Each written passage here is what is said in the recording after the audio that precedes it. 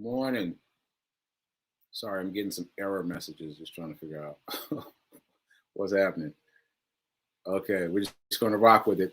So, happy Wednesday. Today is December 1st, first day of December. Where has the year gone? Anyway, this is the 48th episode of season 2 of the Be Your Own Hero show. Hero is an acronym, it means helping everyone reaps optimism. In other words, helping others helps you. I'm your host. I'm Sekouwrites. I am a professional creative and the creator of what is now known as the Hero Ministry Movement. Yes, it's a movement. And this is my effort to help uplift and inspire the unhoused community. Okay, so all that said, shout out to New Thought Media Network for allowing me the space and opportunity to be here and talk about my journey of becoming my own hero. Here's the website, ntmedia.org. You can donate. You can also check out the other shows on the network. Speaking of which, right after this at 10:15 is prayer time. And then right after prayer time is Sit with Rev Melissa. Quick disclaimer, I am not a personal trainer, nor am I a financial advisor. So do your own due diligence, your own research. And I am telling you what has worked for me and what often has not worked for me in hopes that it provides you with some value, but do your own research. Okay, so my show comes on Monday through Friday, 9:45 a.m. Eastern. Yes, we expanded the time, so it's now a full half hour. So 9:45 a.m. Eastern, Monday through Friday. All right, so that's what we got. Shout out to the folks in the chat. Shout out to Nan. Shout out to Tim. Yeah, where did the year go? I can't believe it's December. Woo. All right. Anyway, if this show provides any value, please like, comment, share, tweet, subscribe on YouTube, all the things. Okay, so let's jump into the Hero Ministry Movement news. Today is day 184. That number, for those of you just joining us, means that I have been running for 184 consecutive days in a row. I started running on June 1st, and I've been running through to today. Over that time, I've accumulated more than 510 miles. I'm not even sure how much more, but yesterday I was at 509, and then I did a run this morning that I haven't tallied up yet. So more than 510 miles, which is amazing, even to me, because I didn't think that I was capable of doing that. And in the process, I've racked up, I like to say it like this, thousands of dollars, because it sounds like a whole lot, but thousands of dollars. And that is part of my effort to raise money for what I'm calling the Fabulous Five. That's 5 nonprofits that work with the unhoused community in 4 different cities. So you put all that together, my goal has been to run 500 miles to raise $5,000 for 5 nonprofits. Boom. There we go. So speaking of which, obviously, as I just said, I have completed my goal. Did I just say that? If I didn't, I'm saying it now. I have completed my goal of 500 miles. I did that on Sunday, and the runs since then have been very interesting. You should check out the run reports over on my social media. It's been very interesting. And in terms of the financial goal, we're down to $355 left. $355 left. So very little money left. I can't believe how far we've come. That's child's play money, right? So, I am hoping that we'll be able to close that. I'm claiming that we'll be able to close that out before December 4th. Saturday, December 4th is the 4th annual Hoodies for the Homeless. Yes, I was right. The 4th annual Hoodies for the Homeless event. I launched Hero Hoodies at the 3rd annual Hoodies for the Homeless event. So just a year ago. And all this hero stuff has evolved since then over the course of 1 year. And so my intention is to be able to distribute these funds to all 5 nonprofits on Saturday. That's my goal, and you guys can help me reach my goal. Still just a little bit of money left, $350 left. So we can we can share, we can give a little bit of money, $1 here, $1 there, $10. Anyway, we can get it done. And this has definitely been an exercise in faith for me, having faith that we'll make it with only 4 days left. I have faith. Okay, so other things related to that, I mentioned that Jay White, the founder of Project Love Strong, who is the first nonprofit that I started working with when I got involved in the unhoused community, she interviewed me on her channel Monday. And so I posted that on my social media yesterday. So it's a pretty cool interview. Check it out. I still haven't posted it. You know what? I will post it on my Facebook page. Right now it's on my Instagram, but I will post it on my Facebook page. You can check it out there. Okay. All that said, I wanted to introduce you to the fifth of the Fabulous Five nonprofits. I love saying that. The Fab Five. So if you missed Rev Melissa's Living Life in Joy, where she interviewed Tanya Moment of Old Path Ministries, I'm going to share with you just a snippet, just 60 seconds of my favorite part of that interview that she did. So this is Tanya Moment. She is the co-founder of the Old Path. They're based in Memphis, Tennessee. And this part just made my heart smile. I hope it makes your heart smile too. Check it out. The Old Path is one of the organizations that's being supported by Sekouwrites, the Hero Ministry. Yes, ma'am. So could you just share a little bit about your experience being one of the organizations that is receiving this support? He donated some Hero sweatshirts. Mm-hmm. And I got like 3 little boys. They are like in elementary school. They mama asked me the other day, Miss Mama, why they won't take off these sweatshirts? For those children believe in those sweatshirts, and they believe they are heroes because of it. And I one day I'm gonna take a picture because we got one. He would not take. He won't put on a coat.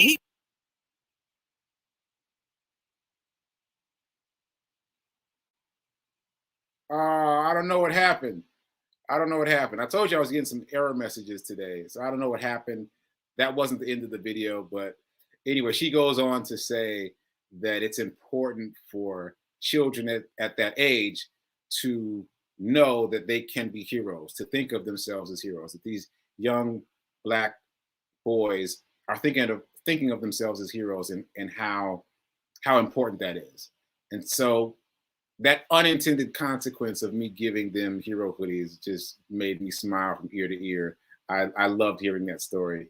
And I love hearing these various stories about the hero hoodies having a life of their own out there in the world. Like once they arrive wherever they're going, they develop a life of their own. And so I was very gratified to hear that story. So anyway, especially since it cut off, please go check out Living Life in Joy from this past Sunday. You'll see the whole interview with Tanya Moment, the co-founder of the Old Path in Memphis. And I'll try again tomorrow to play the video so you can check it out here. All right, so anyway, check it out. So backpack drop stories. I didn't think of one before the show. Let me see if I can think of one quickly.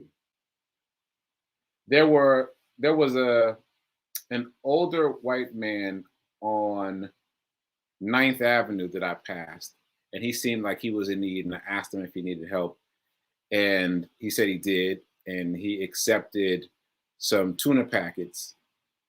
I'm out of tuna packets now, but I had some at the time, so I gave him some tuna packets. And he had a friend that materialized. You know, I hadn't noticed him, and so then there was the two of them, and then I was giving both of them things, the tuna packets, but also, you know, clothing here and there, things that they were interested in, things that they weren't. And so the three of us were standing there on 9th Avenue having this whole exchange about what they wanted and what they didn't. And I thought it was really cool that the first guy was looking out for his buddy, the second guy. And that's not the first time I've experienced that. But I appreciate it that they have, you know, created their own circles of influence. And he didn't say this, but I felt like the first guy wasn't going to take anything if his buddy didn't get something too. So I thought that was pretty cool. Yeah. All right. So that's my backpack drop story for the day. And now let's get into some money. Let's do our affirmation and talk about spiritual abundance. So here's our affirmation. I am so happy and grateful to be a multimillionaire in every area of my life. I am so happy and grateful to be a multimillionaire in every area of my life. All right. Keep that with you.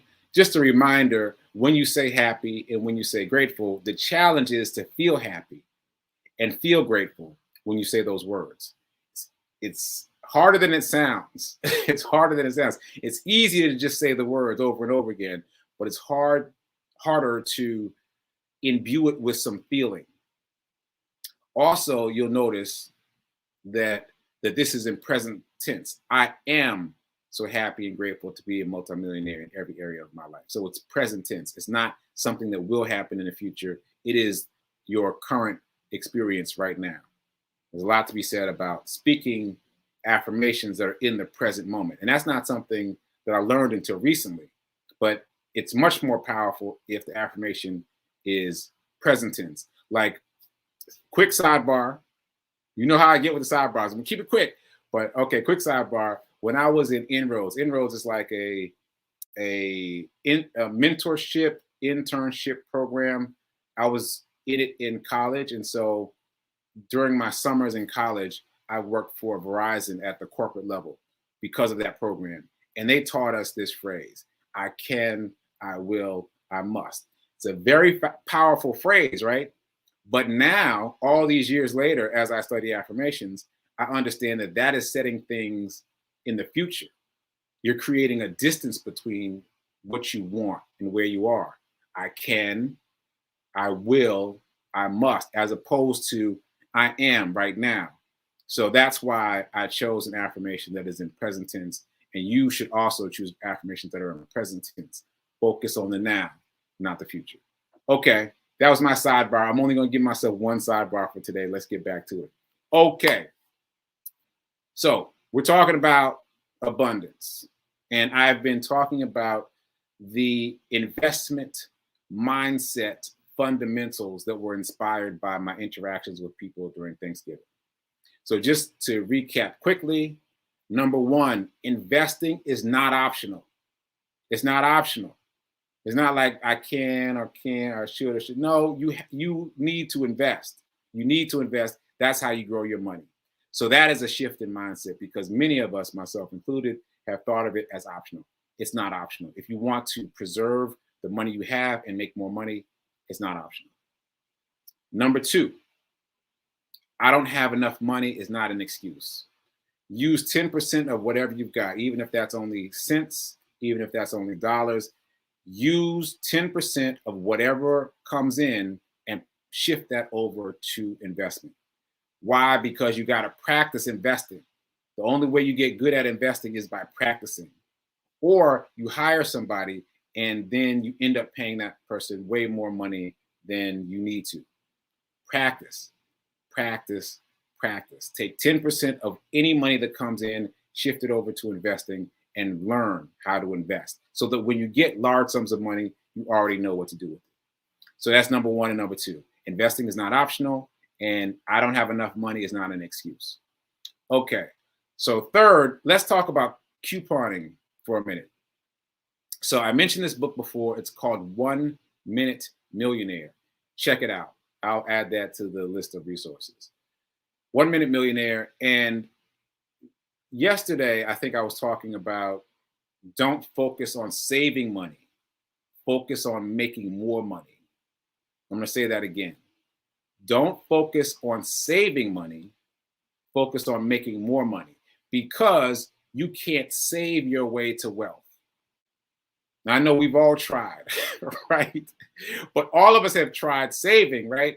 And you can't save your way to wealth. You can save enough to invest, and that'll get you there. But just saving isn't going to get you to wealth, right?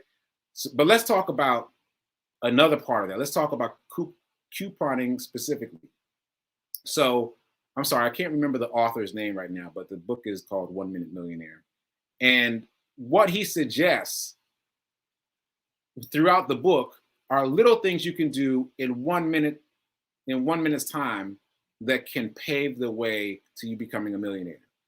So one of those things is he talks about coupon. I don't know why I can't say couponing today. He talks about coupons, right? And the way he talks about it is he says that if you go to the grocery store, for example, you've got a stack of coupons, and those stack of coupons end up getting, I don't know, whatever, $16 off of your entire purchase. You know how the register will tell you, you saved X amount of dollars. He says that's only half the battle. Your next step is to write that number down and go home and invest that same amount. You saved it, quote unquote, right? By using these coupons, you saved it. But unless you do something with it, you haven't gained any ground. So again, you use coupons, you go to the grocery store, you save 16 bucks. As soon as you get home, you invest 16 bucks. You invest the amount that you saved. And if you do that religiously in all areas where you use a coupon or a discount or whatever, if you invest the money that you quote unquote saved, you will rapidly accumulate money that you can use for investment. So we've talked about the building blocks of a wall of investment previously, right? So we won't talk about that today, but 16 bucks, you could spread that out over multiple bricks if you're using fractional shares.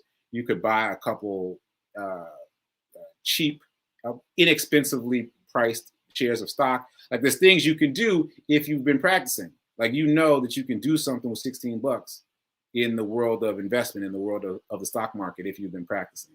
So no amount of money is too small. But the point is, if you use coupons, then keep track of how much you saved, quote unquote, and then go actually invest that amount. Otherwise, you're stuck in that cycle of trying to save your way to wealth, which these pundits say will not work. Okay.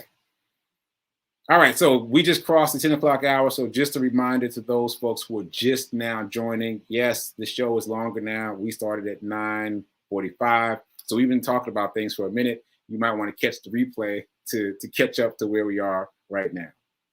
Okay, so I think that's all I wanted to say about the couponing. But I think that's a very good lesson for all of us. And it doesn't have to be a coupon because, you know, sometimes on my phone, if I go to a place, I'll get a discount if I swipe my phone. So just keep reminding yourself, if you saved some money out there in the world, your task is to go invest that same amount of money. And if you can do that relatively consistently, you will accumulate money to invest quickly. Okay. All right, moving on. I want to talk about Cash App because I just discovered, like just in the past couple of days, that you can now send stock on Cash App. What? I owed someone some money and she was like, oh, just Cash App me. And so I went into Cash App to send her a couple bucks. And I saw a drop down that said, do you want to send this money as Bitcoin or stock? And I was like, what? Funny thing, I'm taking credit for this. Funny thing, because mid-pandemic, I reached out to Cash App and I was like, I don't see a way to send stock. I'm trying to send someone stock. And they were like, oh, we don't do that. And now they do. I'm just saying, I probably gave them that idea. I'm claiming it. I probably gave them that idea. They owe me some money. They owe me some Cash App stock. Anyway, so you can now send shares of stock to people, fractional shares, because it's on Cash App. So instead of sending her money, I sent a fractional share of Meta, which is great because now you can actually, like, what's the right phrase? You can pull people into the stock market.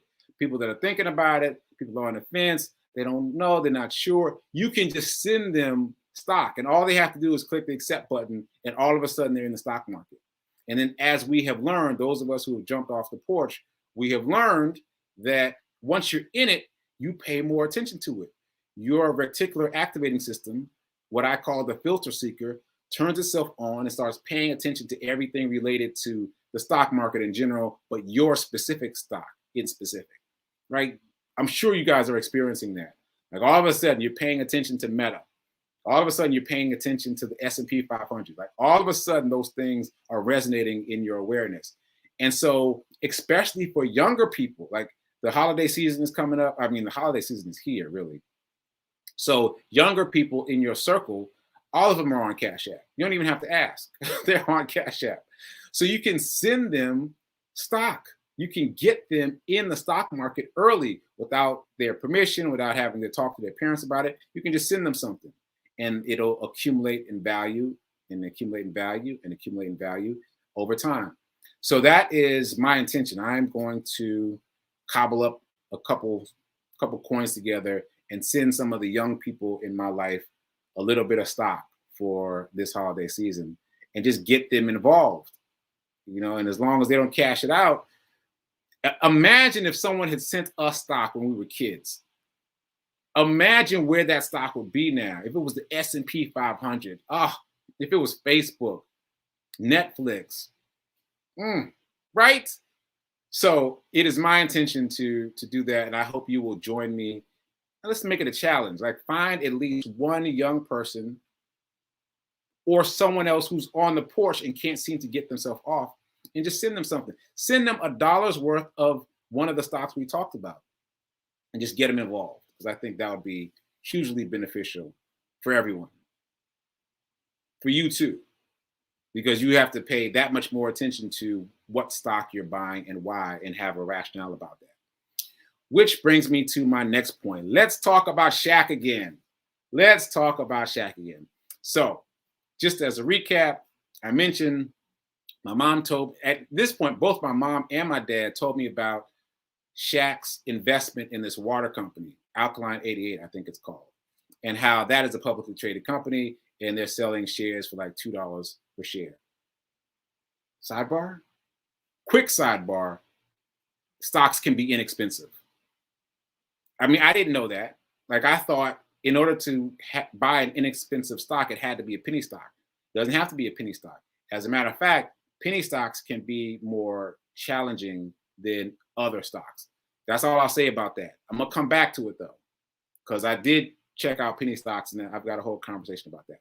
So you can buy this stock, this water stock, Alkaline 88, for like $2 per share.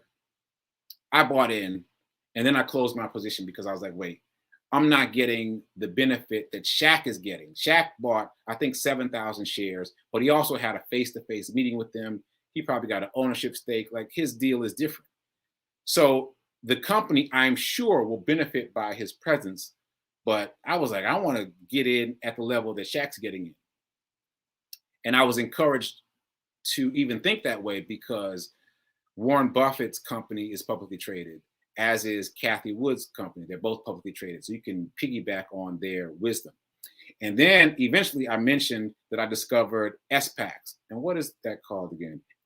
SPAC is an acronym for Special Purpose Acquisition Company, SPAC, SPAC. So I found out that Shaq has an SPAC, and that is essentially an entity that was only created to bring another entity public. So if there's a company that's doing fairly well, that this SPAC thinks could do much better if they were publicly traded, the SPAC will gather their resources, reach out to the company and say, hey, we want to take you public. And then they'll, if the deal is made, they take them public, shares are sold on the open market, and then everybody makes a lot of money, including you who invested in the SPAC, right? Now, this is highly speculative because you don't know what the SPAC is going to do. They create the SPAC. In this case, Shaq and Martin Luther King III and several other people created this SPAC, but they had not at that point said what they were going to do. And now they've done something. They've taken a fitness company public. And apparently the way it works is after they've taken that company public, that's the end of that deal. And then they move on to create a new SPAC. Same name, they just add letters. I hope that's not confusing.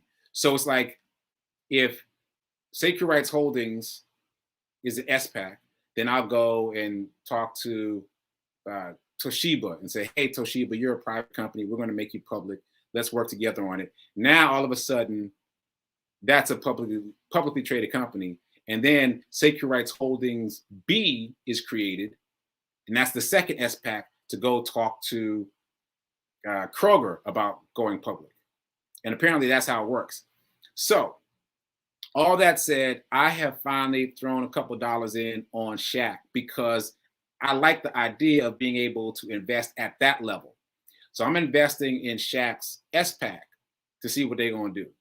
Now, this is highly speculative. So do your due diligence, do your research. I'm not a financial advisor. I'm just telling you what I'm doing now. I like the idea of investing in Shaq because he seems to know what he's doing or has people around him who know what they're doing. He's been very successful in a lot of different ways. So the name of his company is Forest Road. I don't know what the name means. It probably has some personal significance, but it's just called Forest Road.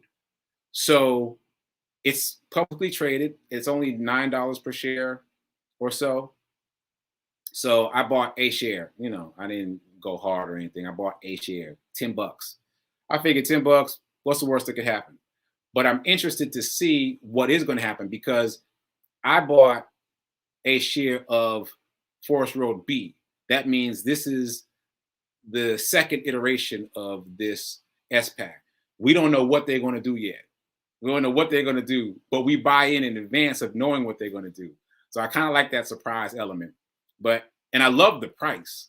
And so we buy in at $10 and then we see what's going to happen. Hopefully they'll bring some other company public that does really well and everybody does well. Oh, and by the way, once they bring the new company public, you don't have to buy shares in the new company. Your share in Forest Road becomes stock in the new entity, which is pretty cool. All right. I'm just making sure I got everything. Okay. I think I'm going to have to talk about that a little more. I feel like it might be a little bit confusing, but long story short, I put a couple of dollars on Shaq's SPAC, and I'm going to see what's going to happen. Okay, so coming right up is prayer time at 10:15. Right after that is Sit with Rev Melissa. And yeah, I think that's it. Yeah, and then tomorrow I will try again to show the Tanya moment video clip that I showed, or that I tried to show earlier. Okay, so keep doing, be a hero, be your own hero, keep investing, keep taking, start and keep taking 10% of everything that comes in and shifting it over. Keep couponing, but use the amount that you save via coupons and then go invest that amount into the stock market. My list of to-dos is getting longer, isn't it? I'm gonna have to put these in a book or something. Anyway, keep doing, be a hero, be your own hero. Remember that now is better than perfect, and I will see you soon. Later.